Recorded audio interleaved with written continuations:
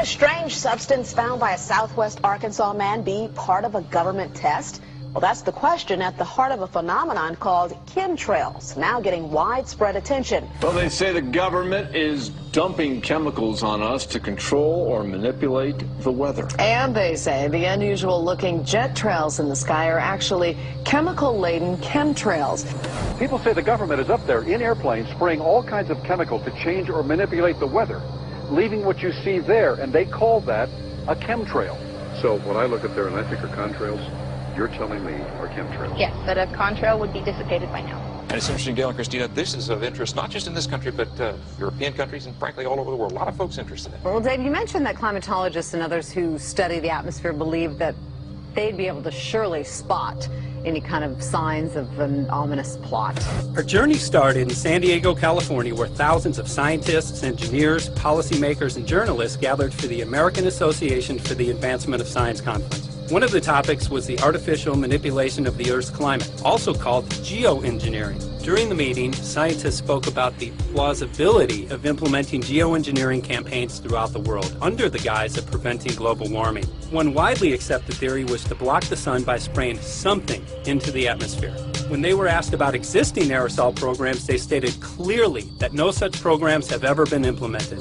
But strangely, these proposals sounded exactly like what people around the world are claiming is already happening. When I found out that the American Association for the Advancement of Science was going to be held down here and the main body of topics would be on geoengineering, I had to come. I had to be in on this. I had to hear what these top climate change scientists had to say. And that's the other question about chemtrails and whether geoengineering is being deployed right now without our knowledge. I don't have any personal insight into that, other than to say that I've worked in government at pretty high levels in the White House and at state government. I'm personally skeptical of that. But obviously you never know what you don't know.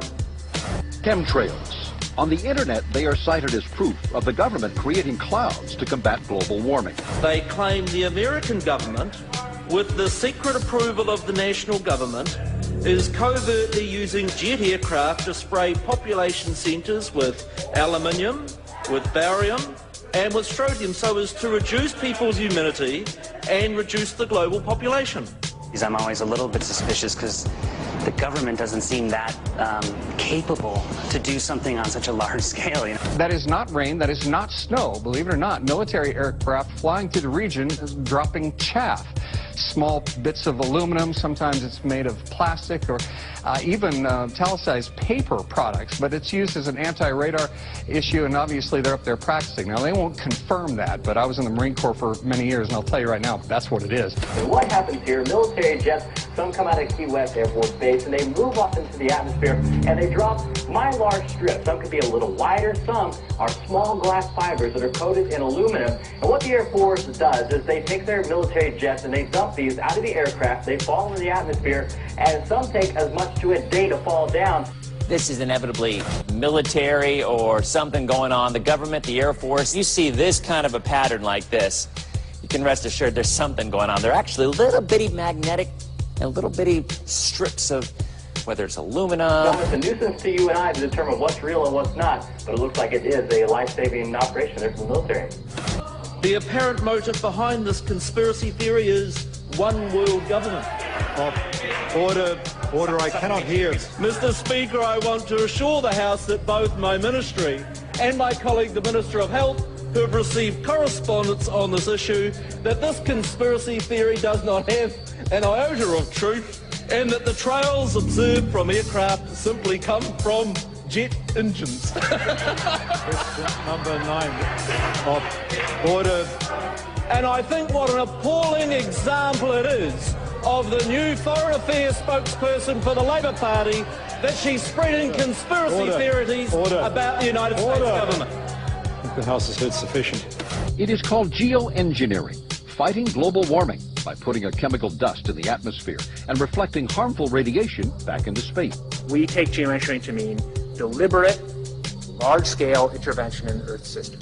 There are a variety of schemes that have been discussed for geoengineering. A classic example is injecting reflecting particles into Earth orbit. Nevertheless, there might be some good reasons to think about alumina. It turns out, first of all, there's been a lot of work on the environmental consequences of alumina in the stratosphere. The big deal really is that alumina has 4 times the volumetric rate of forcing for small particles as does sulfur. And that means you have 4 times less surface area for the same rate of forcing.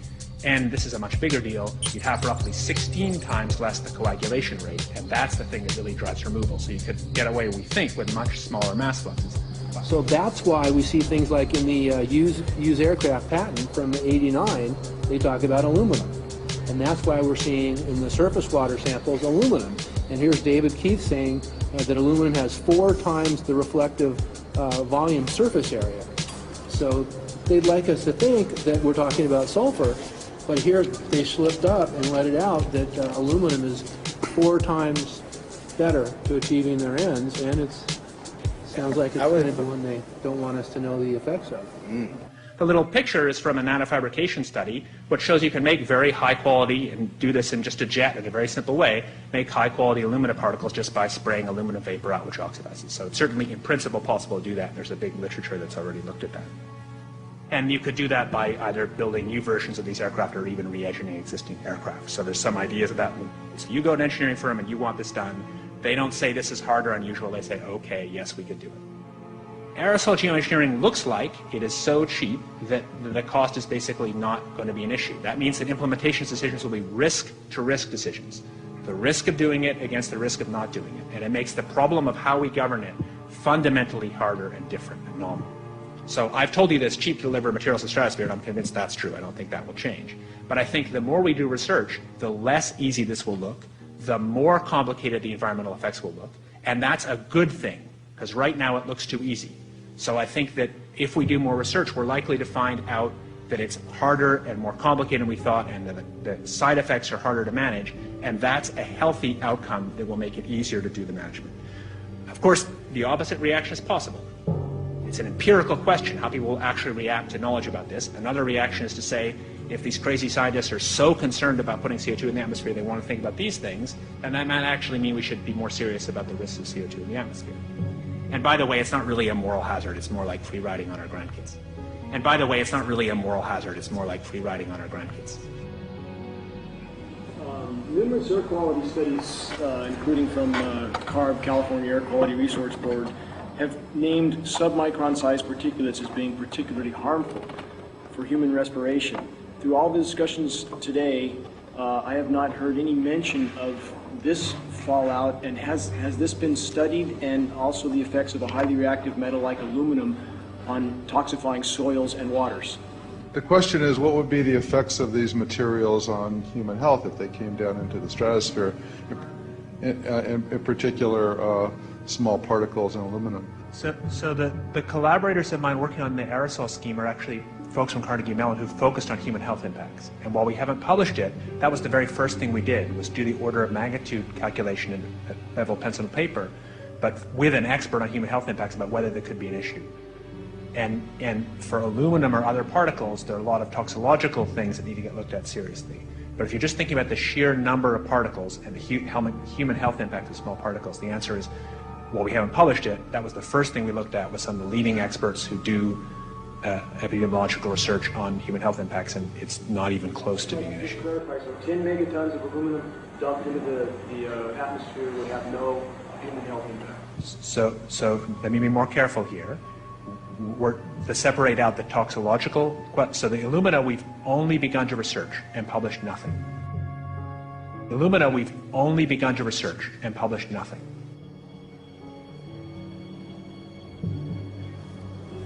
Dane looked at him and he said, so you're telling me that spraying 10 to 20 megatons of aluminum, as you said, would have no human health effects? He took a deep breath and he swallowed and he said, let me be more careful here. We haven't done anything serious on alumina, and so there could be something terrible that we'll find tomorrow we haven't looked at it. And that, for me, that was the whole main point of what is going to be coming out to the public. It's the damaging effects of aluminum that are being found around the world in massive amounts. Here's David Keith confronted on this very issue, and he looked, you know, at that point like they just let the cat out of the bag. Mm-hmm. we haven't done anything serious on Illumina, and so there could be something terrible that we'll find tomorrow we haven't looked at it. They're proceeding because they have an agenda that's separate from trying to thwart this crisis of global warming. You know, there's obviously several other objectives, whether it's depopulation, control, weapons aspects, communications aspects, all kinds of things, you know, wild cards that we know nothing about. We don't really know, and I'm not going to attempt to speculate on exactly what the agendas are, but we can see clearly the agendas are not benefiting mankind. You know, it's benefiting the agenda of the elite. And so I think the question is, how do you draw the line between some activity that is allowed and doesn't need global governance and activities that do require global governance? Dr. John Holdren has agreed to serve as Assistant to the President for Science and Technology and Director of the White House Office of Science and Technology Policy. I look forward to his wise counsel in the years ahead. My personal opinion is that we have to keep geoengineering on the table. We have to look at it very carefully because we might get desperate enough to want to use it. So what would we do if in year 2040 or 2060 there's a severe climate crisis, say widespread famines or Greenland sliding suddenly into the ocean? That the only plausible way in which we could start the Earth cooling this century is to directly intervene in the climate system, say by putting particles in the stratosphere. We do stuff in the stratosphere all the time, of course, and so it's not as though the stratosphere is absolutely pristine. But you don't want to have people going off and doing things that involve large radiative forcings or go on for extended periods, or for that matter provide lots of reactive surfaces that could result in significant ozone destruction. You know, maybe I'm putting a particle into the atmosphere because I'm trying to make money, or maybe I'm putting a particle into the atmosphere because I'm engaging in scientific research and trying to understand cloud physics, or maybe I'm putting this particle into the atmosphere because I'm trying to make it rain locally to seed a cloud and get more snow on our ski slopes. And this obviously raises all kinds of questions. It's hugely risky. It will likely negatively impact some people, but we might find ourselves in a situation where those risks seem worth taking. One of the things that really shocked me was in one of the breakouts they had the benefits of these programs and then the risks. Now the benefits, the one thing that was stated was the just cooling the planet. You know, some of the risks were ozone depletion, droughts in Africa and Asia. I got to tell you, I came away from this experience after listening to these scientists for 4 days of symposiums, really concerned because it's clear now that they are justifying, rationalizing, and looking to legitimize some really, really horrible impacts, further impacts on our environment. And they're basically formulating the sales strategy and the implementation and oversight strategy and the funding strategy. After San Diego, I was shocked by the programs that had been proposed. I decided to write about it. That night when I finished, I sent the article to an online publication with my email address attached. When I woke up the next morning, my inbox was flooded with responses from around the world. Why? Because I had just broken the story on aluminum in geoengineering models, which I had no clue at the time that very few people knew about. Now this metal, aluminum, is being found in massive quantities way above normal levels all over in rain, in soil, and in snow. After that, the calls started pouring in from people who were desperate for someone to investigate. That was the fuel that started the film. Before we started filming, we had the opportunity to sit down with one of our favorite authors and documentarians, G. Edward Griffin, to find out what he knew about the subject. I'd like to talk for a minute about an issue that's getting more and more attention. That's the issue which scientifically is called stratospheric aerosol geoengineering, also called the chemtrail issue. I'm very aware of the chemtrail versus contrail controversy. As far as I'm concerned, it's an open and shut case. I have been watching the development of jet travel from its very beginning. I used to live near the Los Angeles airport. Remember when the first jets came in and landed, man, they made a big noise. We never heard a noise like that before. And we used to go down and sit at the end of the runway and watch these jets come in and take off because it was a novel experience. I've been watching jets all my life, and I know about jet contrails. I've watched them. They're vaporized moisture, ice crystals, and they get out there in the atmosphere, and then they effervesce and evaporate and then disappear, and you can see them.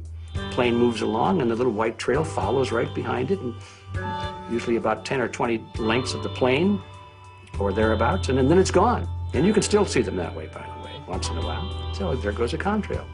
These other things we're talking about are not at all the same phenomena at all. These planes go by, and they billow out this white smoke, and it covers the sky from horizon to horizon. It doesn't dissipate at all. And they crisscross each other. And you see this thing cover the sky and turn it milky, and then people start having trouble breathing, and then you hear stories about the aluminum and barium deposits that they're picking up and the residue. And you put it all together, and I don't see how anybody who's got their eyes open and their mind open can come to any other conclusion but that somebody is spending a lot of money and effort to spray the planet. The question is, why? I have my own theories, but I hope that there will be some good investigative reporters go out there and get us the answer. I know that whenever it's finally discovered, and it will be, the people who are doing it will undoubtedly say, oh, well, we did it for you folks. It's for the greater good of the greater number. It's for the society. It's probably to prevent global warming. Or maybe it's to inoculate people against some kind of a dreaded biological attack. We can't go around shooting everybody in the arm, but we can spray them and save their lives. You see how good we are? We're doing it for the benefit of society. I know they're going to, whatever it is, they're going to say it was for your good, but mine. Think if we had the ability to steer hurricanes, and the hurricane was going to slam into New Orleans.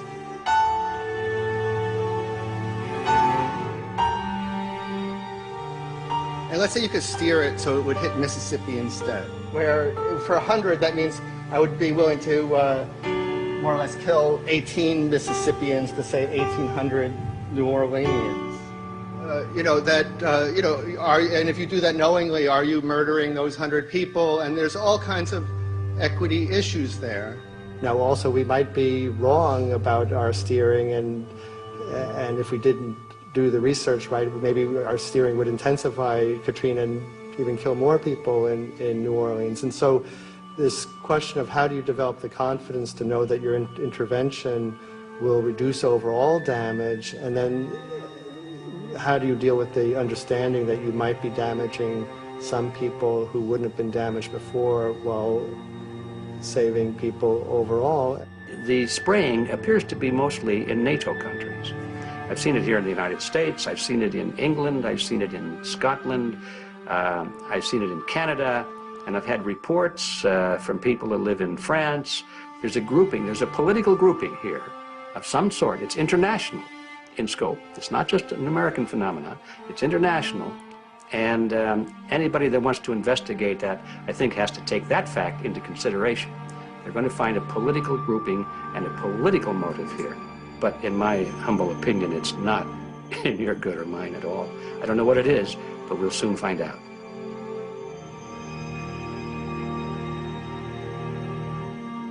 I'm sure that if you follow the old advice, which is follow the money, you'll come to the answer sooner or later. Soon we realized that we all shared the same need to get this information out there, to share with the public, to let people know what is being done. Ed felt so passionately about the issue, he offered to help us. Well, the main thing now, since it looks like the budget is going to be met, is to get it done well. We don't come off the tree knowing any answers at all. Yeah, we're not scientists. We're just asking questions, exactly. And we've got to be very skeptical about the answers. That's it's totally accurate, totally honest. Why can't people see this? They're not hearing it. They don't know that the facts are not being presented. We're very lucky, you know. Look at this opportunity that's been dumped on us. I know. Opportunity. It's, well, this, It you know, really is. it's, This is going to be a battle, I know that. A challenge and a battle, but I mean, why are we here if it's not for that? I go to get hold of Morrow, so it's going to be you for the moment. I'll call him again. So. Sounds good. I saw the sky crisscross with chemtrails, and I can't remember if it was in LA or I was on the road, but I had looked up one day and I thought, look at that. That's not the flight path, man. That was a grid, a regular grid over the city, and I couldn't believe my eyes. Milky white clouds. And, you know, it all seems very obvious, and now the evidence of what we have on the ground with the aluminum, the barium, strontium, and with what we see in the patents and what the geoengineers say are going to happen, I mean, for the everyday Joe, this is a slam dunk. This is a very delicate moment for the powers that be, because they're taking a covered-up operation like the tropospheric aerosol program, or chemtrails, Project Icarus, whatever, it's had many names over the years, and they're making it over into a geoengineering scientific shield to deflect sunlight, because global warming's out of hand. So at this very moment, the belly of the beast is right above us with no armor. Whether people believe in chemtrails or not, the geoengineering should be scary enough. And when people learn about geoengineering, chemtrails will then become apparent, because they're the same. So you're talking about a global conspiracy here. Geoengineers propose doing this on a global level. Off to Redding, California. Guess this is the second step after the 8 AF meeting. We'll see what we find.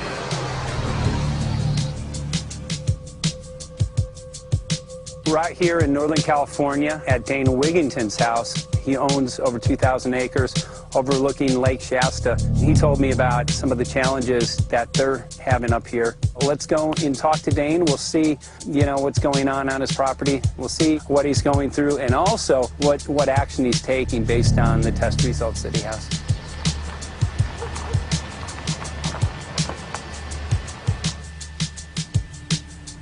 As you know, I have a background in the energy fields. I worked in the first solar plants in the continental U.S. in the early 80s. My home was on the cover of the world's largest renewable energy magazine, so this is my background. My goal has been to alert the public there is a mountain of toxic material falling on us, period. Before about 5 years ago, our skies were typically blue, and now you see it's covered with lines and haze, and virtually nothing you see on the horizon, nothing you see in the sky above us is a natural cloud. I mean, it is virtually all the remnants of these aircraft lines that you see fanning out, spreading into clouds, artificial clouds, but the sky is a very dirty look to it. It's not the white cloud blue sky that we had only a few years ago, but it looks like there's some sort of massive industrial activity or forest fires burning over there, and we see that typically every night. You see even down to ground level, the clarity drops off significantly, and we don't see that except for the days when we have these long, lingering trails that spread and cover the whole sky, and on certain days you can see these trails actually dropping vertically like a veil.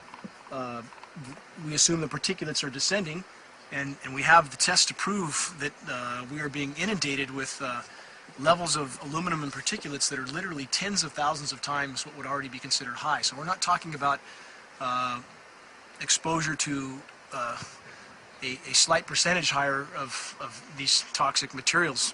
We're talking about quantities, for example, off the side of Mount Shasta. If you can pan back, that's a landmark in Northern California, considered to be a pristine water source. Aluminum or snow sample off the side of Mount Shasta tested 61,000 parts per billion. This is just ordinary snow water, and people are drinking this stuff when they're hiking on the mountain. And remember, government action is required at 1,000. This is 61 times over the government limit, and our hikers are drinking this poisonous water on Mount Shasta Mountain itself. Barium, 83.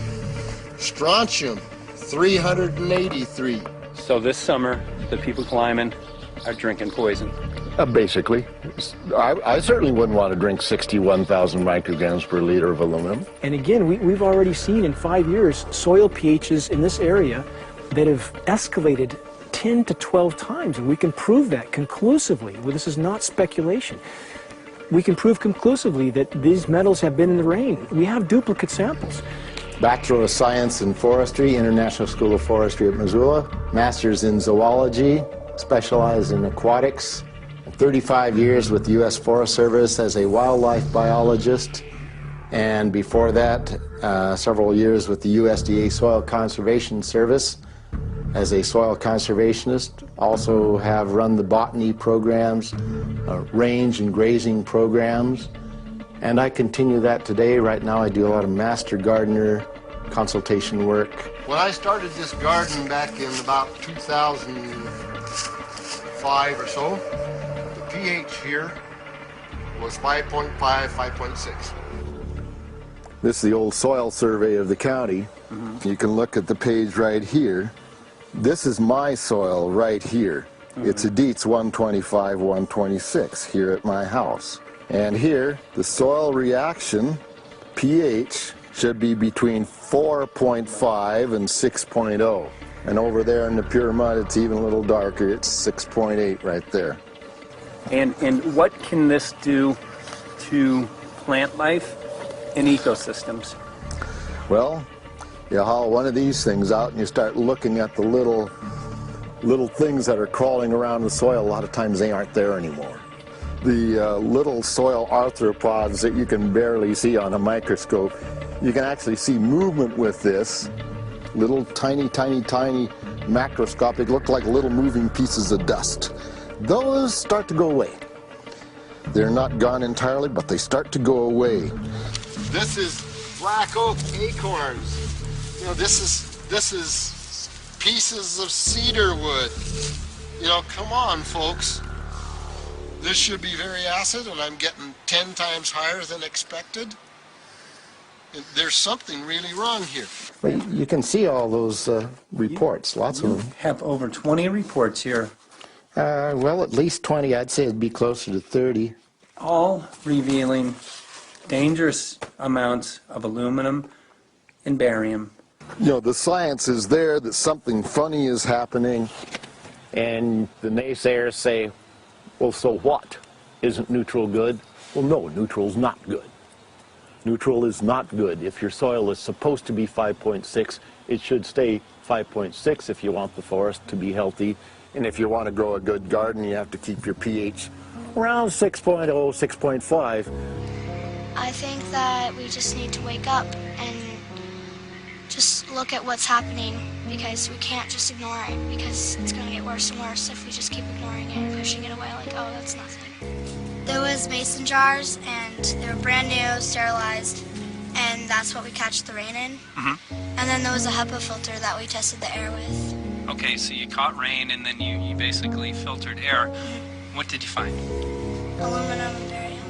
Here's another test that's revealing 375,000 parts per million aluminum, barium at 3,090, and strontium at 345. Yeah, that's from a lined pond.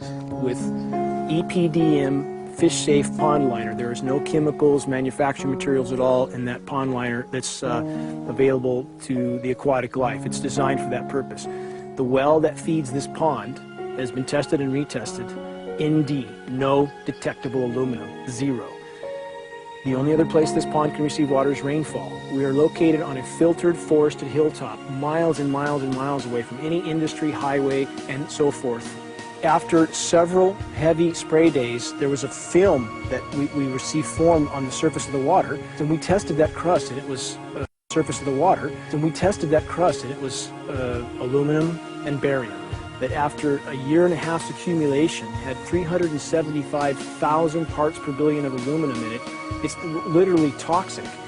We can say conclusively that what we see in the sky matches expressly what's outlined in numerous patents, and the materials on the ground match those patents. This material was not there 5 years ago. It is a recent phenomena in the quantities it's in. It has escalated in some cases 50,000% in 5 years in the case of aluminum. From our original baseline reading of 7 parts per billion, which was already high, it has escalated up to 50,000% in 5 years. And we've seen profound changes in that time. Dr. Leonard Time, PhD in chemistry, I cross-checked with him, and he says the oxides of aluminum, barium, and strontium will drive your pH into the from an acid soil like this up into the neutral. There's no question about it. And that's exactly what you see happening. Wow. I have a doctorate in inorganic chemistry from Oregon State University, in which I was working with different metals and oxidation states, and then did a postdoctorate work at Brandeis, where I was working stabilizing off-oxidation states of different metals. The goal is to sort of figure out how everything fits in the dynamic equilibrium of life. I was working with Francis up in Mount Shasta, and he showed me some rainwater analyses that had to do with levels of aluminum, strontium, and barium in the atmosphere.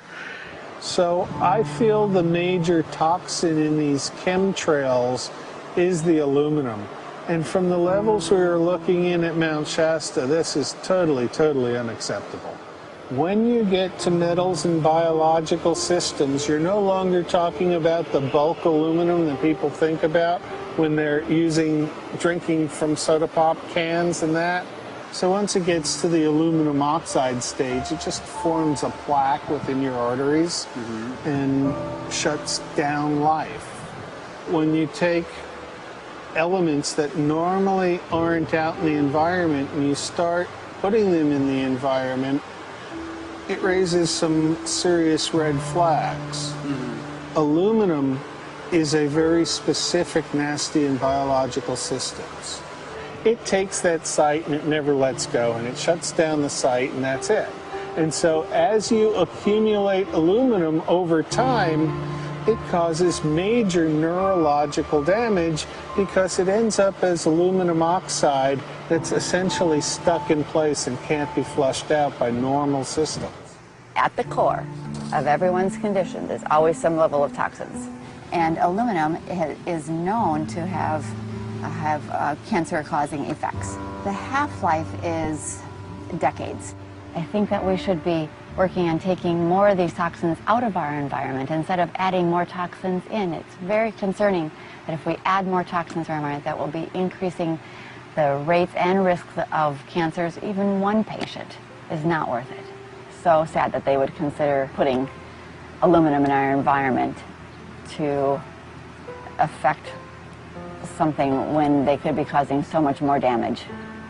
Wherever the material is coming from, it is there. The amount of metal falling on us cannot be disputed. Absolutely, this is not speculation. The amount of metal in the last 4 years, as I said, have increased to a degree of thousands of times, and California Air Quality Resources Board has studied the aerosols from China. These metals are not amongst them. Mike, the reason I've chosen to focus so primarily on this issue is I feel all other issues are secondary. What could be a greater priority than not being able to walk out your door and take in a breath of air without sucking up heavy metals? If our land base is being poisoned, if our waters are being toxified, what will we have left to work with? Whatever we choose to focus our time and energy on, whatever our political beliefs, that this is a common ground for all of us. We must have air that we can breathe that's not full of toxic chemicals and metals. We must have water that's not completely laden with whatever is being emitted from these aircraft. And if people stopped to consider that the atmosphere is as thin as a layer of paint on a basketball, it is an extremely thin layer that allows life to exist on this planet. To simply treat it as a physics lab and experiment with it until it is broken beyond repair is folly of unbelievable proportion. And if people understood that this sort of experimentation not only is going on, but has been going on for a very, very long time. Going back 50 years, there's been countless climate manipulation, weather modification programs that the vast majority of the public is completely unaware of.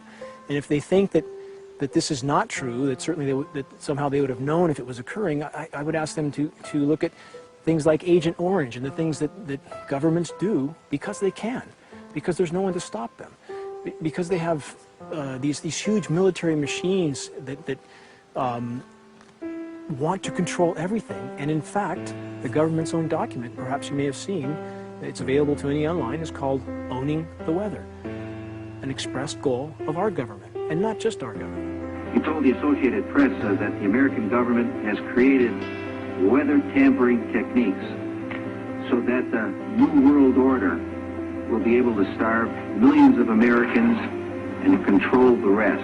There is weather control techniques. Number one, the entire patents on the equipment. Number two, Senator Claiborne Pell's complete statement and story of his own that not only does it exist, but that we even utilize it as far back as the Vietnam War. Well, Murph, We're going to do what we can. let's see what we can do. You got the scientists behind you. The scientists are with you, so at least this scientist is with you. I may not have $1 million budget, but I've got enough to show that something's dreadfully wrong. You got it. All right. So Arizona will be this Monday, the 21st. Senator Johnson up in Show Low. So we're going to be in the car a long time.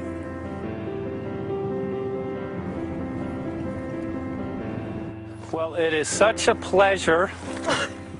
This is such my place back here, I'm telling you, Michael. But you know what? We love it. It's so private and it's so quiet and peaceful. And please come in. My name is Karen Johnson. I served in the Arizona State Legislature for 12 years. I was in the House for 8 of those years and in the Senate for 4 of those years. When you see a plane fly overhead, there's a trail that leaves the end of that plane, and it goes from one horizon all the way to the other as the plane flies across, and it begins to filter out and cover more and more of the sky in kind of ripples. It widens out and fills the whole sky.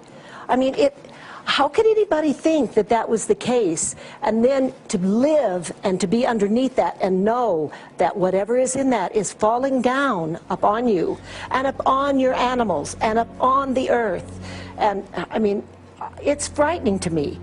And if people don't start really waking up and facing the fact that we've got people that are doing terrible things to us, and we had better wake up and fight back now. I mean, I'm the mom of 11 kids. I've got 35 grandkids. I mean, I've got a stake in this. I care about what is going to be left for my children. I care about it, and I'm extremely worried about what is going to be left to them.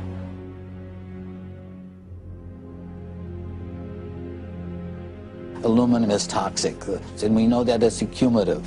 And we know that we're getting more. So we're absorbing it in the air, we're drinking it in our water, so we are accumulating more. So the thought of more aluminum being dispersed in our environment in the way that you mentioned is very frightening to us and very disturbing to us. Those of us who have done any research on this are really quite concerned that we are ill-informed about this issue, and mostly that it's being done. Aluminum is toxic. We know that it is. We can debate as to the amount of toxicity that is going to be disturbing the body, but as far as really accepting the fact that it's accumulative, it's synergistic, then we have to conclude that it's not a good idea to put it in our atmosphere, especially when we know we're getting increased amounts, and especially since we know that the scientific communities around the world are pointing a finger at the heavy metal toxicities, at the toxicities that we're absorbing in the day-to-day food that we eat and the air that we breathe.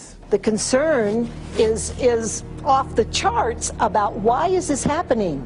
Why is this being allowed to be sprayed continually all over the United States, all over the world? Who is paying for this? I mean, the incidence of Alzheimer's has just skyrocketed, which evidently has to do with an accumulation of aluminum in the brain cells. I mean, I think almost every family has been touched by a member as they get older having Alzheimer's. And it's a horrible disease. And to say that, well, this just came because people drank soda pop out of aluminum cans, you know, when my father passed away with Alzheimer's and he didn't ever drink soda pop, you know, that explanation doesn't ring true with me. And so I'm wondering, how much did this chemtrail spraying back in the Illinois area affect him? aluminum and fine metal is an accelerant.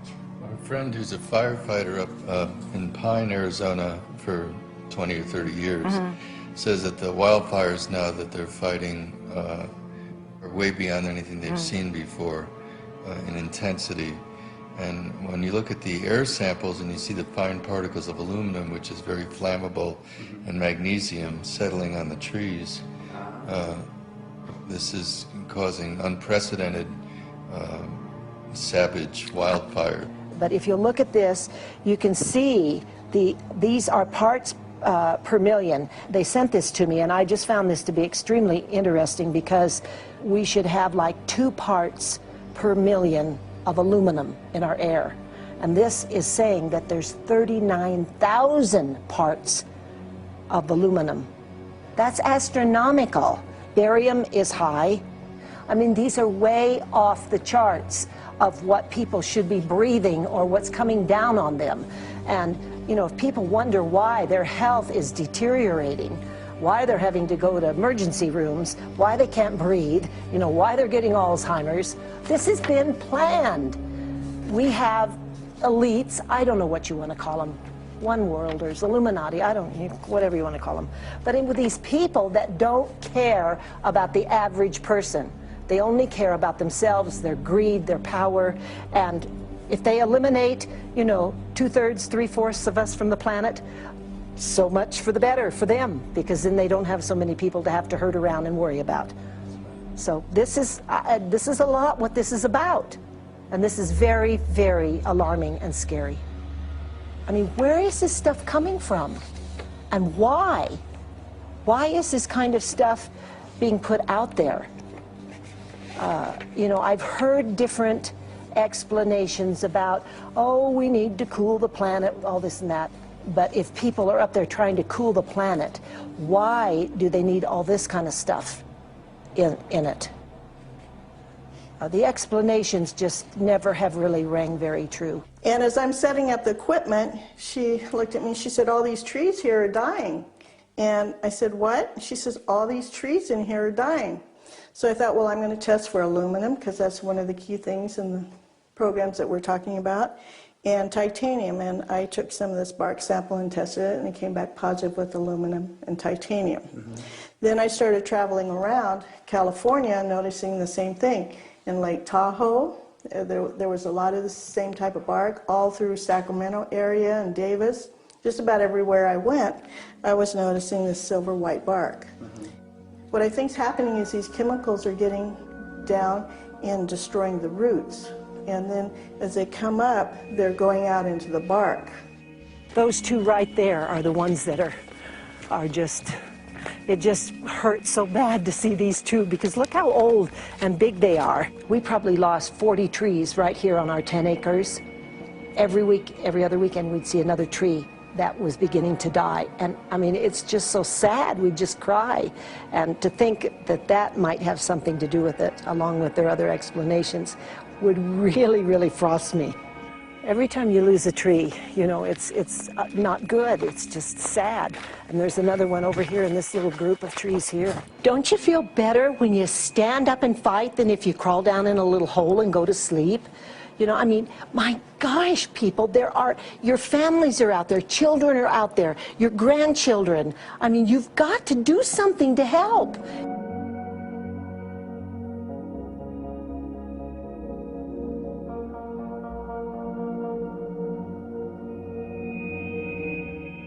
My greatest hope is to get people to question. And hey, if they don't wake up while we're there, I'm hoping to plant some seeds. We're going to the most beautiful place on the planet, Hawaii, to see what's going on, collect some data.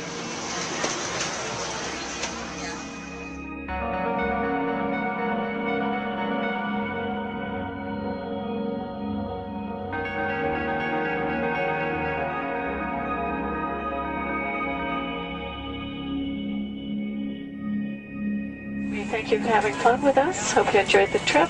Have a great vacation and welcome home if you're lucky enough to live here. Thank you.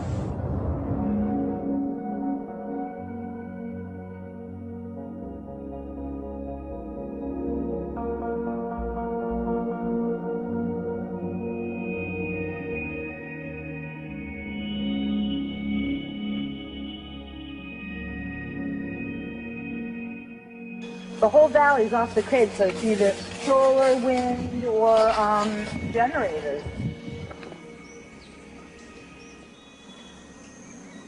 Look at this, man.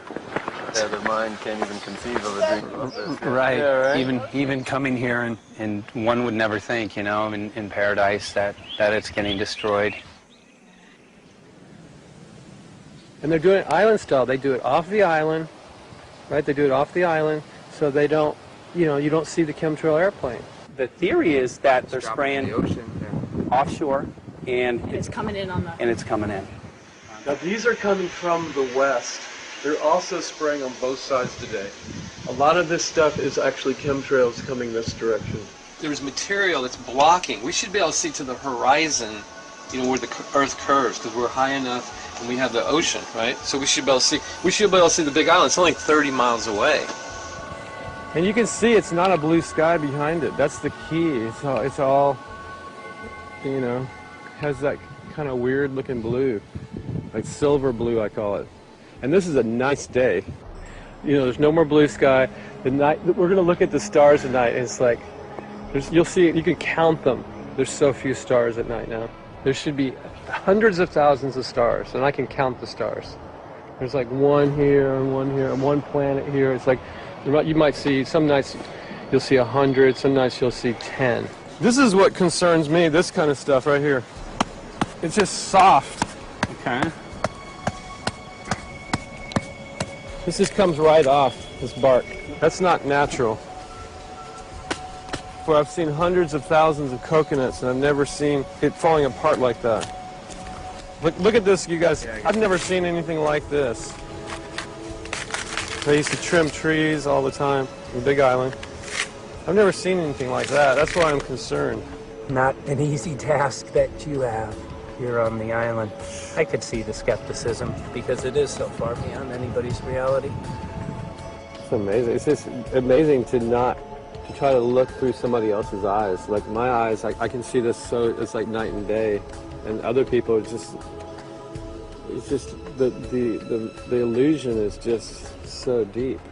What do you think would happen if everybody awakened to what was going on and what the plans were of geoengineers?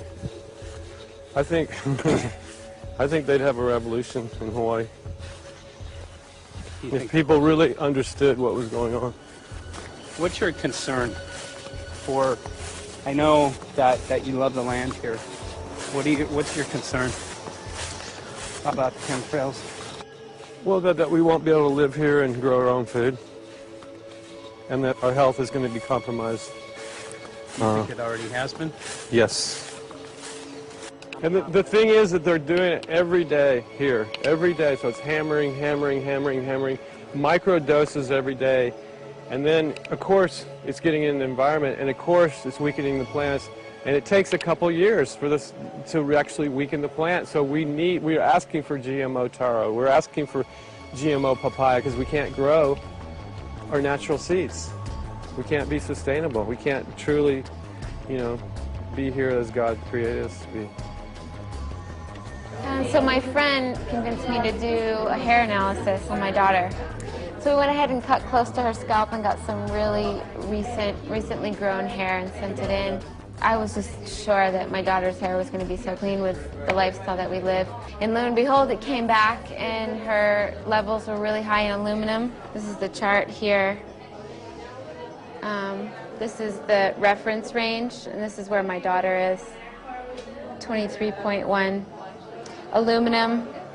The skies are covered with a white mist, and I look up at night anymore and I don't see the deep, dense stars that I used to, and I can't help but think this obviously has something to do with my daughter's health. I don't know where else these heavy metals are coming from. Yeah, I mean, look how old she is. Yeah. She's been isolated here. Here, and she's... here. Anybody looking at the situation would be like, this is paradise. This child should be like superhuman. Organic foam. And here you are getting all this heavy metal stuff. And she has highest level aluminum on the chart. Never had a vaccine either. Folks, these people are playing God. They are playing God. They're manipulating the weather, and they're spraying stuff into the sky. They are trying to geoengineer everything, including your plants and trees and your ocean. Well, tonight, we're just hoping that instead of not looking at it, you start looking into it, because I really believe from the bottom of my heart that we are in a real crisis. I really do. They are proposing dumping 10 to 20 million tons of aluminum into the upper atmosphere. What does aluminum do? It changes the pH of soils, which is toxic to plant life. Also, it's very toxic to human health. Are they doing it? Well, let me tell you about my experience and what we found. We have much evidence that not only suggests, but I believe prove that they are happening.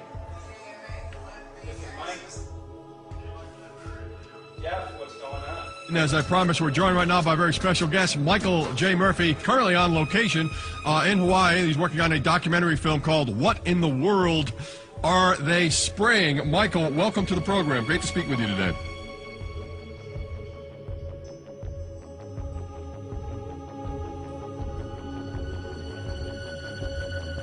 I had a friend who recently, he's always looking at things from a different perspective. He's a bit of a conspiracy theorist, you know, and he says that whenever the president comes to LA, there's no spraying that week. Could you have a better place for an interview? I mean, look. Well, this is being done over our farms and over our things. So basically, they want to eliminate our ability to eat organic food, have clean water. So in some ways, it sounds to me like, and you know, again, it's just a projection, but it sounds to me like this is control. How do we control the masses? Yeah. How can aluminum be good for you in any? And what was the second chemical you mentioned? It's barium. Barium and aluminum. Obviously, those are toxic to everything. To human health. To human health, to farms, to animals, to everything. 61,000 parts per billion. And there should be a government alert at 1,000? At 1,000, people are drinking this. People that climb the mountain, they're drinking that snow. It's poison. Oh my God, that's so disgusting. So that's 60,000 times above regulation. Exactly. 60,000 times above regulation. And I've talked to friends, and they're like, well, that's just ice. That's just condensation. And I'm like, you can talk to a second grader. Ice doesn't float in the sky and spread out that way, you know? You're not an expert, but you're a concerned citizen who said, wait a second. Who's actually doing the research. Yeah, you're doing the research, and that's what we need to do as Americans and say, you know what, I want to know what's going on. I want to know what the FDA is doing to my food. I want to know what the government's doing with my air, my water, and the soil. And, you know, it's just great what you're doing, and I just, my kudos to you for bringing light to this subject. Put all of the theories aside, just what geoengineers are proposing and what's being found is scary enough. So we can just address that. And I encourage more people to just step up and ask questions and do what he's doing. So thank you, Michael, very, very much. Aerosol spraying aluminum affects everywhere, and we have a beautiful tropical climate which I believe might be in jeopardy. So we wanted to not only come and bring the message of what people were finding around the world, but encourage people to test for the aluminum, strontium, barium.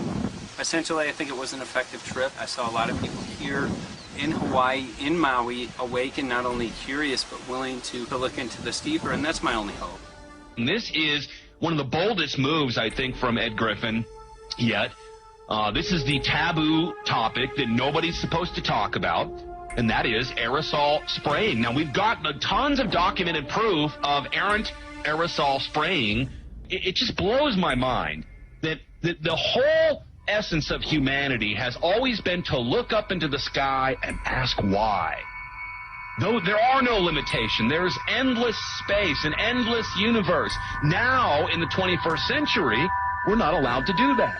Anyone who looks up and sees the giant grids and the X's in the sky that weren't part of our existence until just a decade or two ago is somehow called a kook. And the people that are the best and biggest proponents for the revolution and for liberty, they don't want you to talk about it because you could discredit them. It seems to be an industry that's being built up to milk the taxpayers by undergoing some kind of a giant global spraying program to make all kinds of money on the project.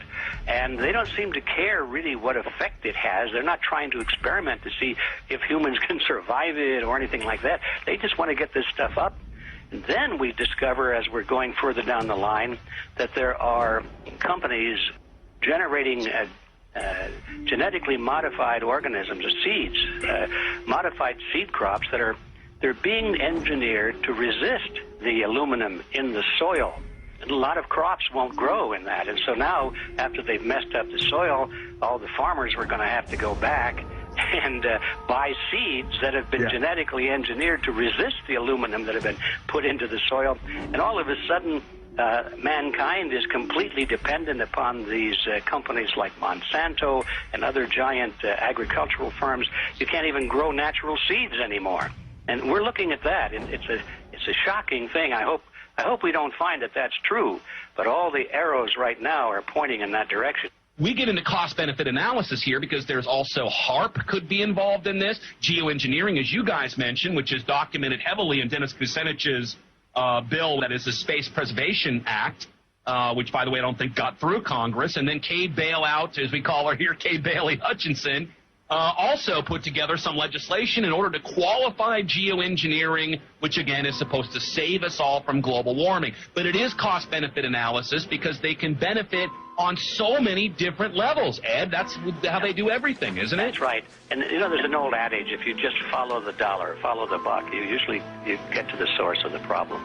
And it looks to me like there's a tremendously profitable industry being built up right now around this concept of geoengineering or weather modification or reducing global warming and all of these other things that can be sold fairly easily to an unsuspecting public. They all say, oh, well, that's good. We don't want global warming, you know. And so they put up with this, and they don't question, they don't criticize. But behind the scenes, you see a whole industry being built up, which is, as I say, tremendously profitable. And the money for all of that is coming from the taxpayers. And it's a scam is basically what it is. We're just focusing on the one area that is real easy to prove. There's no speculation in the area that we're going into. They definitely are doing this geoengineering. They definitely are talking about it. They're working up formulas for it. They're putting together strategies for it. They've got funding for it. Everything is in place. We don't even have to go into those other areas to make the case. Okay, let them believe that, but at least they must understand that there's no question that they're talking about it and planning to do it. And so shouldn't they be equally alarmed about what they're going to do if it can be shown that barium and aluminum and some of these other toxic metals are very destructive to the planet and destructive to human health? Isn't that enough? You know, how many issues do we need to crank into this? And so, you know, if you're going to kill the planet and kill the population, do we need any other reason to be alarmed? What in the world are they spraying? Thank God people are asking this question. That's all we want. We just want to be able to ask these questions. Our good friend G. Edward Griffin, all these years, Mike Murphy and Paul Wittenberg are doing this great effort with your help. This is a community effort to get people real information. What in the world are they spraying? Any final quick comments before we're out of time? And my only final thought is that we asked the question, what in the world are they spraying? And we now know what it is. And folks, you're not going to like it.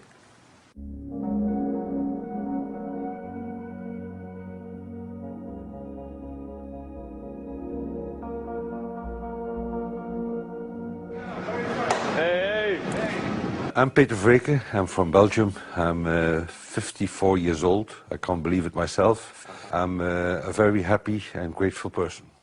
We are doing the job the police or the Justice Department or the Environmental Department should have been doing. And it's really essential that it's going to be a grassroots revolution. I think so. God is on our side because we are not fighting against, but for. Yes, we're fighting for. I was in the council for about 25 years and also a period as the mayor. So from that moment on, 10 years ago, everything started to change. I start to get a picture of what is really going on. And it became crystal clear to me that we, humankind, have been manipulated and dominated and exploited for centuries. So, and this chemtrail phenomenon made me angry because I was so helpless. You can decide what food you're going to eat, whether you're going to smoke, what water you're going to drink, what kind of life you're going to lead, but not with this phenomenon. Then you are just a victim. It's only a game. And there have to be good guys, and there have to be bad guys. And luckily, we are in the position to be able to play the role of the good guy who has the chance and the opportunity to overcome. 3 days that we shared with them, my heart just dropped because it was such a beautiful way to live and such a peaceful way to live. I left thinking, what's this going to be like in 10 years? Is everything going to be killed off on the property? And if it is, how are they going to get their food source? Are they going to have to take a class, you know, and get certified by company XYZ? And what are the requirements for that? And that really is the end of freedom. I'm concerned about that. I definitely, I really am. Yeah. I learned to say everything is now as it has to be now. And everything is going to be okay. It's going to be all right. It's going to be okay. Yes. I have this deep feeling that in the end we will prevail because we have the right on our side. The cosmos is helping us. And I have this strong feeling that we are being supported by entities and by forces we can't even imagine.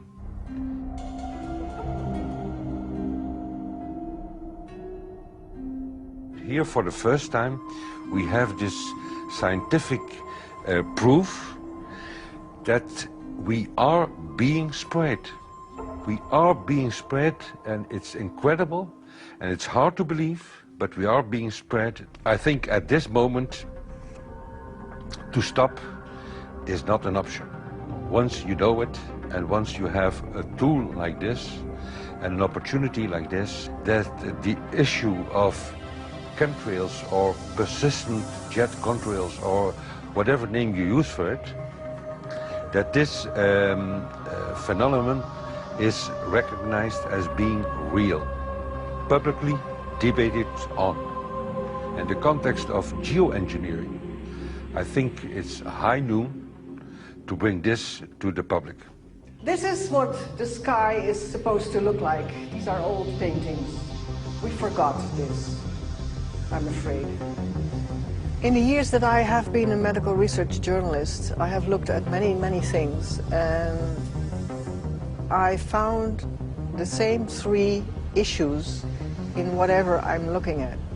And that is that we are being dumbed down, we are being made sicker, and we are being made infertile. Citizens gathered from around the world in Belgium for the first International Chemtrail Symposium. The event attracted leading professionals, politicians, and activists who discussed the health, environmental, and social implications of these programs. Today it's only going to be about facts, documents, figures, patents, licenses, everything that brings us to the truth. We have no other weapon against this vast complex than exposing and bringing their dark works in the light of the truth. We have the hope that by our efforts, more and more people will become aware of the fact that we are deceived by our leaders. So today, we, as a family, join forces with the people who publicly made known to the world that chemtrails are not a conspiracy theory, but a conspiracy fact. From the Technische Universiteit Delft in the Netherlands. Ladies and gentlemen, please welcome Koen Vermeer.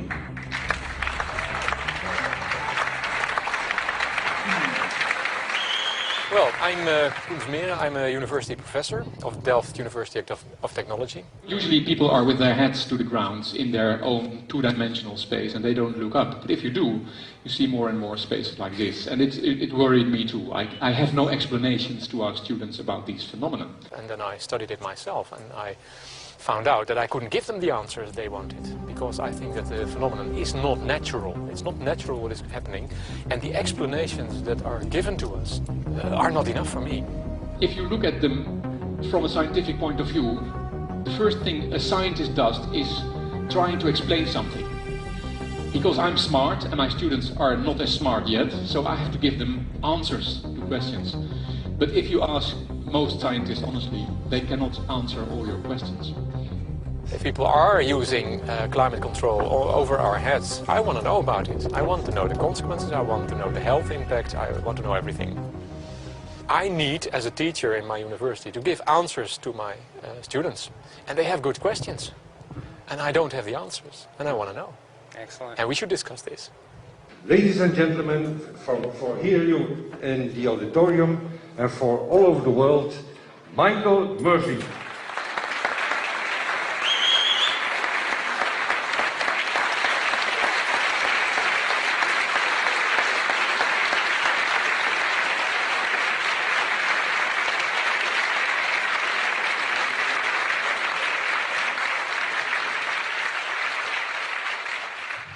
Well, thank you very much. It's definitely an honor to be here in Belgium. The people who are in power control everything. They control the markets, they control us, and now they're even controlling the weather. And they can use that for warfare applications. The one thing that they cannot control is what God had originally made, and that's natural organic seeds. This is called the Hegelian dialect.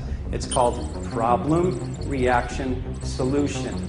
The problem here is massive amounts of aluminum, things starting to die. The solution is company X that says, hey man, you're not getting yields on your crop. Everything's dying. But I got the solution. I got a seed that will grow in this environment.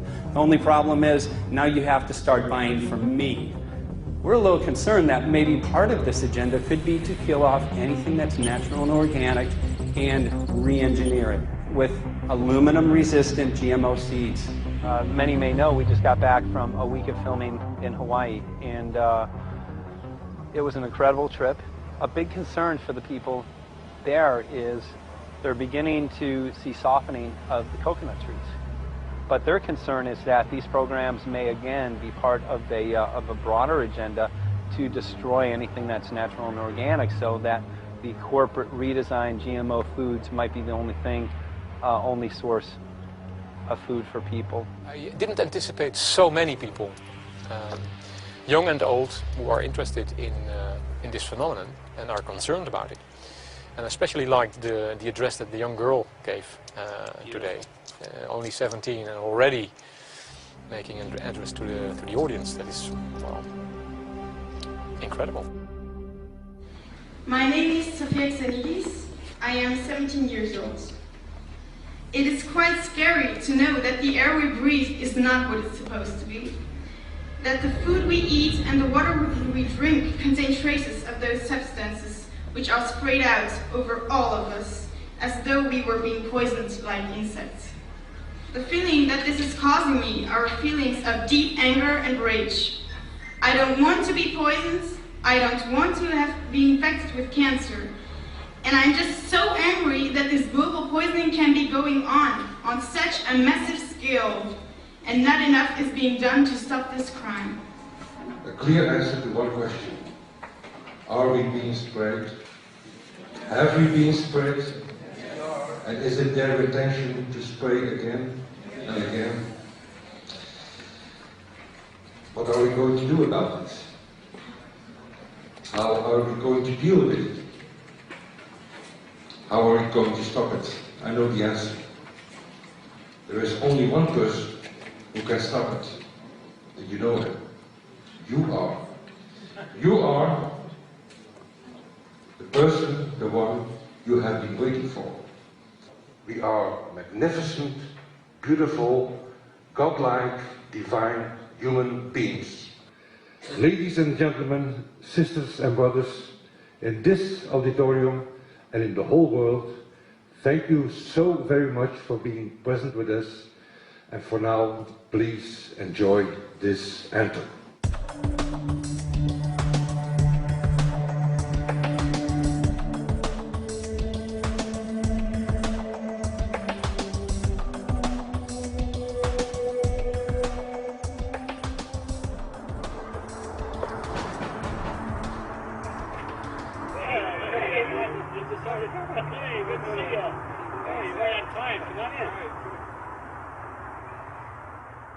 So, anyway, I'm glad that the weather's been good for you fellas so far.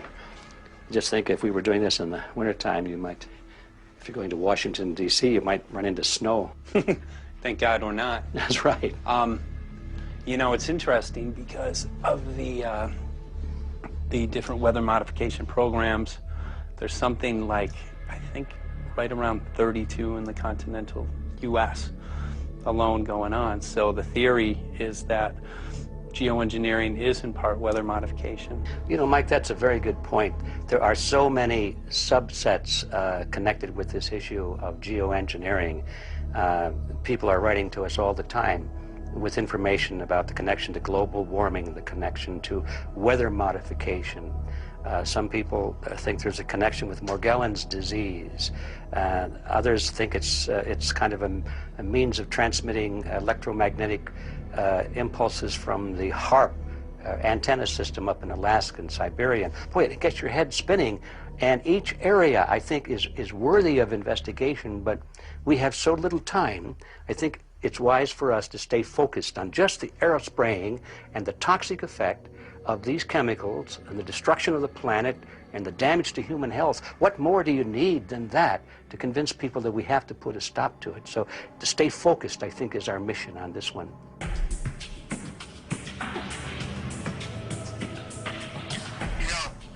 Jeremy, we had an idea. We know that you know the political system real well. Our idea was this. We have a ton of data and information that we've collected throughout our travels, and you know, we really think a good way to end the film would be addressing this to elected officials, some of the senators. So we were wondering this, if you might be able to come and kind of help us out and perhaps show us the way in how to get this done politically. But it sounds like a really good idea, and I'm also going to get to, in terms of researching who it is that we should really focus on talking to about this. At the very least, if we could make it impossible for them to claim that they don't know at this point, we can strip away their plausible deniability that they haven't heard of the data that points to geo-engineering stratospheric aerosol operation already going on. At the very least, it should be very interesting to go to District of Criminality and put some people on alert. Yeah, you have a lot of enemies in Washington. That's where all the power comes together and the money, you know. So there are people there, I'm sure, that just don't want us to do this job. But I'm glad you're going, and you'll find out.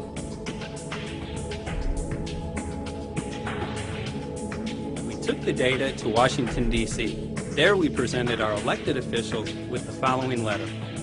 According to the 5th article of the Bill of Rights amending the Constitution for the United States of America, no person shall be deprived of life, liberty, or property without due process of law. But the daily spraying is depriving all persons living within the United States of life, health, liberty, and integrity of our common and private property without due process of law. As a representative of the people of the United States of America, we insist that you do everything in your power to protect us and immediately put a stop to geoengineering spraying at once. There exists no justification, legal or otherwise, to poison the planet and its inhabitants. Now suppose that space aliens arrived on, maybe they're going to land at the UN headquarters down the road here, or maybe they'll pick a smarter spot. But suppose they arrive and they give you a box. Suppose they arrive and they give you a box, and the box has 2 knobs. One knob is the knob for controlling global temperature, maybe another knob is a knob for controlling CO2 concentrations. You might imagine that we would fight wars over that box, because we have no way to agree about where to set the knobs. No global governance, And different people will have different places they want it set. Solar engineering is like chemotherapy. No one wants it. But we all want the ability to do chemo and to understand its risks, should we find ourselves with dangerous cancer. How long does it last up there? The lifetimes are years. What, years? A couple years. And then it what, precipitates out, or Yeah, that's correct. no toxic side effects that we know of? The thing we always wonder about is the unknown unknown. Yeah. So if you're thinking about, say, the acidification, it's clear that's not a problem. There's several studies that showed that. Right. But of course the concern here is with so little research, there may be some unknown that comes out of left field that bites us. My name's Mike Murphy. I'm a filmmaker in from Los Angeles. We're covering an issue called geoengineering. Okay, thanks guys. Senator, a quick question about the issue of geoengineering. I'm afraid I don't know what you're talking about. And wondering if you were supportive of geoengineers' proposals of spraying 10 to 20 million tons of aluminum into the atmosphere. I should really get a briefing paper on it before I give an opinion. Oh, not a problem. Are you aware of the issue? Not completely. At all? Because, okay. Do you have a letter from constituents, and people have concerns? Yeah, what's the... We're making a documentary about the I don't know, you guys have credentials to be here? Yes, yes, we do. We pass through security as well. Endowed by our creator. I think so. Please don't touch me. Please don't touch my property. You're lying. No, why? What did we lie? What did we lie about, sir? No, we're not. What are we lying about? Lying about what? That's a little unusual, huh? I haven't heard that, no. You're not aware of it? And it appears that these programs have already been deployed. You know, I haven't looked at that proposal, and so, you know, why don't you let me review it? I can do that. Are you aware of? Actually, I'm going to go. Yeah. Let me go ahead and get that. I will take a look at this, and I will act accordingly. General, this program, this openly covert program of the aerosol spraying, stratospheric aerosol spraying, geoengineering, using tons of aluminum, spraying it up in the sky. I have no idea what you're talking about. Okay. Commonly called chemtrail survey. When you were the head of NEMA, did you see the aerosol trails? Mike Murphy, filmmaker in Los Angeles. Hi, sir. And we're covering an issue called geoengineering, and wanted to know if you're supportive of geoengineers' proposals.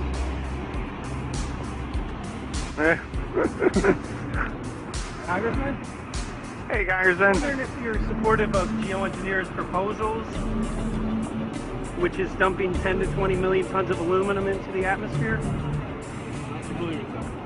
Pardon? Okay. You make an appointment for my office.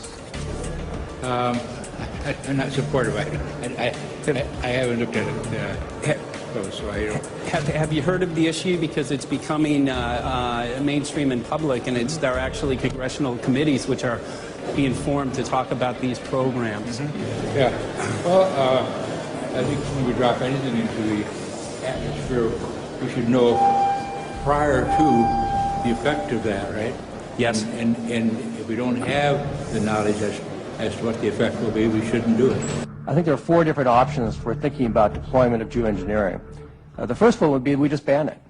I would argue that one does not want to get too firm a restriction in place on small-scale studies early on because it'll tie the science hands. I think what the science community ought to be trying to do is say, you do small-scale stuff inside this space, and it's a scientific question what that space ought to be. There shouldn't be a lot of oversight and restriction. Congressman? Excuse me. Hi, I'm Mike Murphy from Los Angeles, covering an issue called geoengineering. These guys are running from the geoengineering issue. I wonder why. I'd have to talk to my staff. I don't know what your details on that are. Have anyone made you aware of the issue, or? Sir? Congressman, your committee talked about geoengineering last November. Are you in support of those proposals? I'd love to give you a paper. Geo-engineering? You know nothing about the geo-engineering issue? Never heard of it. They call it geo-engineering, but... yeah, I never heard of it. It's nothing I've ever heard anything about. When we looked up in the air today outside of the sea, we saw this stuff going on. Quickly, have you heard of geoengineering? No. The proposals to shoot 10 million tons of metals into the air. This committee, Science and Technology, covered it for the first time. No. No, I've never heard of it. So we were very concerned.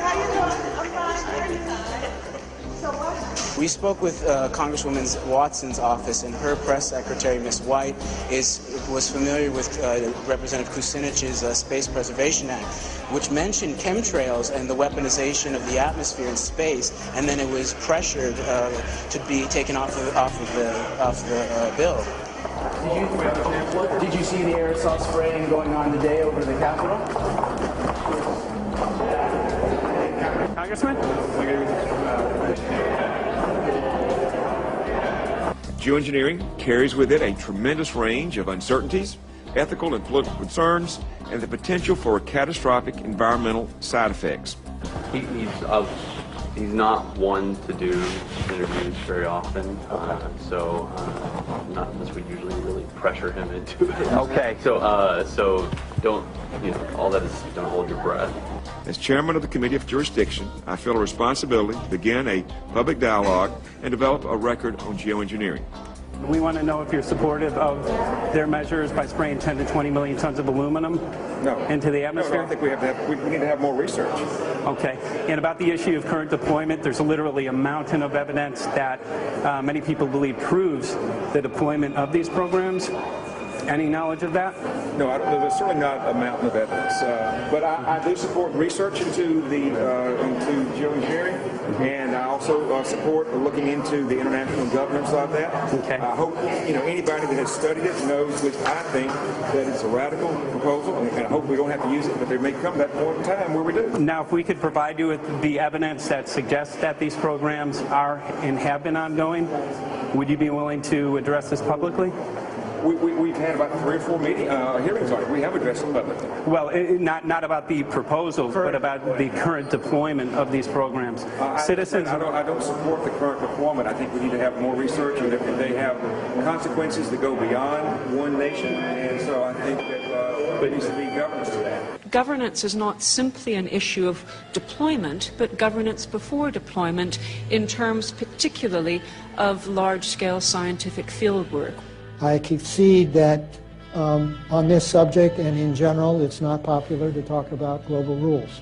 And when these people started talking about the need for UN Security Council oversight, a supranational environmental security enforcement with a strong mandate by the UN, it really is clear that they're looking for a global power behind the manipulation of the environment.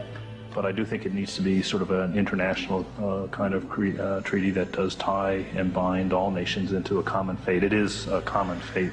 And unfortunately, it's not just big governments that could do this. It is small governments. It is billionaires probably could figure out, I'm going to save the world all by myself, and I won't bother to mention it. How do we decide when there's a planetary emergency? Whose hand is on the thermostat? How do we decide when to start it? There's no way to do that right now. And what if we do start doing it, and then by some problem with the technology or with the will, we can no longer do it?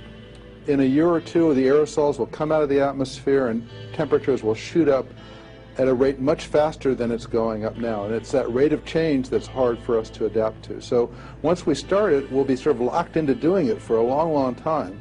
And so that, and with basically no end in sight. Boeing would pursue this to make a profit, right? I mean, there's financial motivation to do this. Let's see. So let me not speak for Boeing.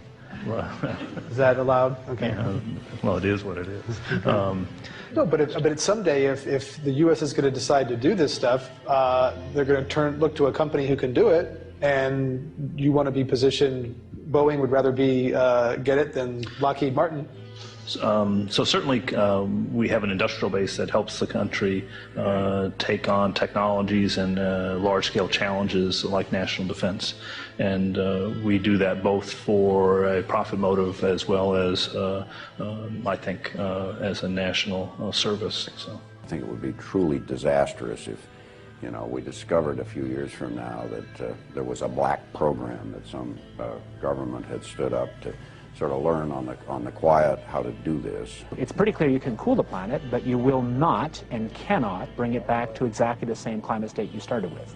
So you may or may not, and I expect we'll have a lot of back and forth about how useful it is to ameliorate the risks of climate change. I think there's a good evidence it probably is useful, but we don't know.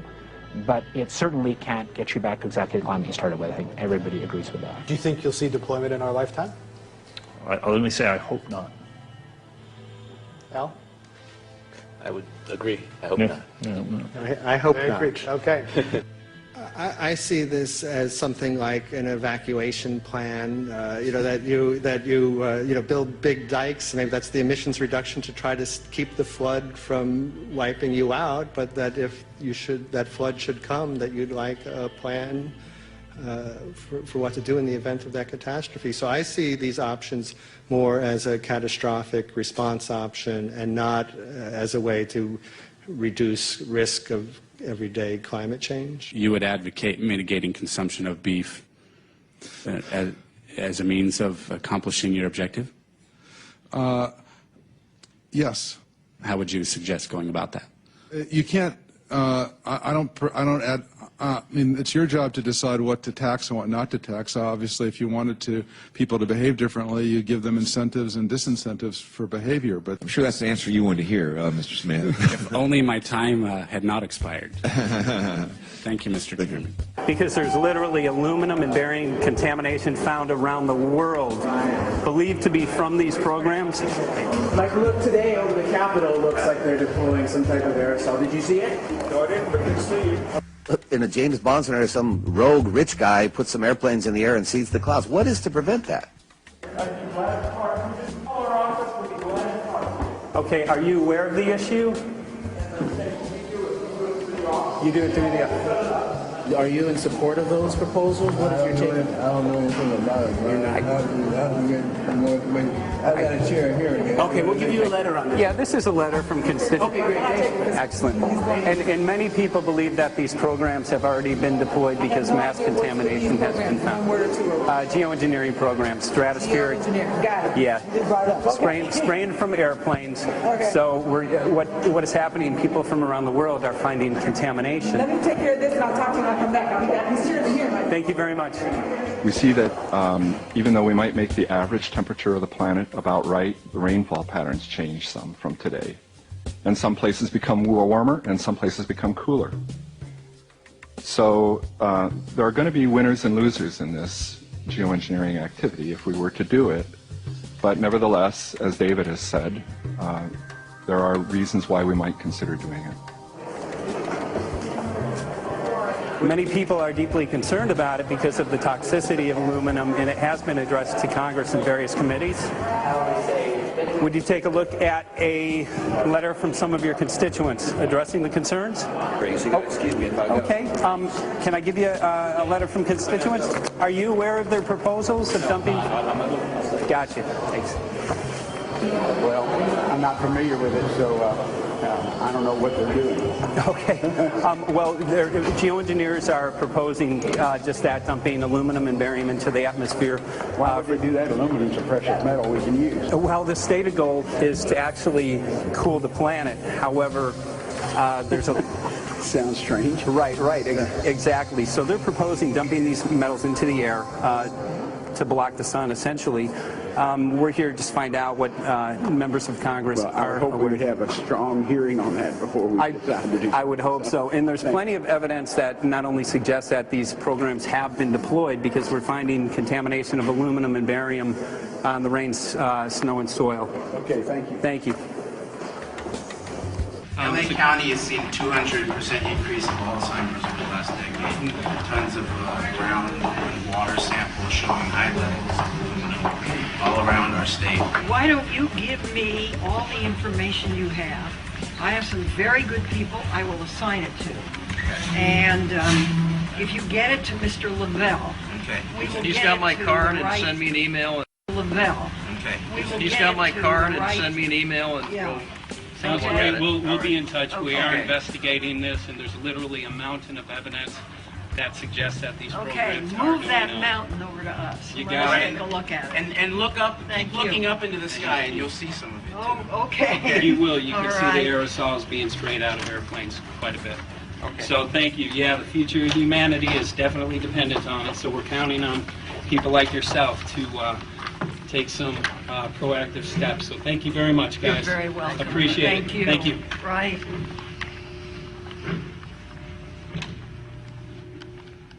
A lot of Congress was running down the hallways to avoid answering any questions, looking for doors in the hallways.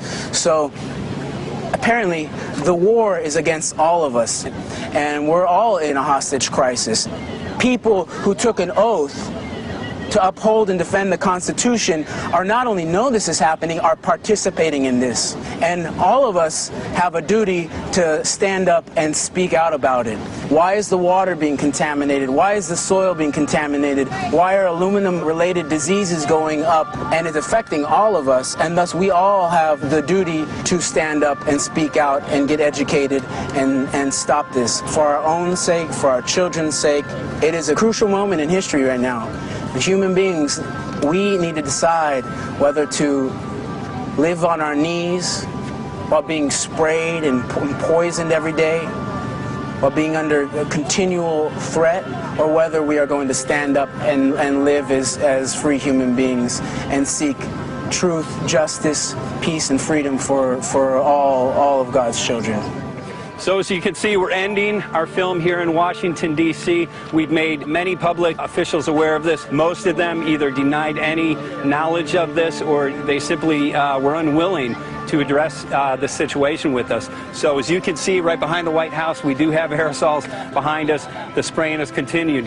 What is the solution? Is the solution here in Washington, D.C.? Clearly, this is one of the solutions, but the solution is not only here, the solution is within you. This issue affects all of us so deeply. So you need to look inside. Please get active, get involved, start spreading the word with growing awareness.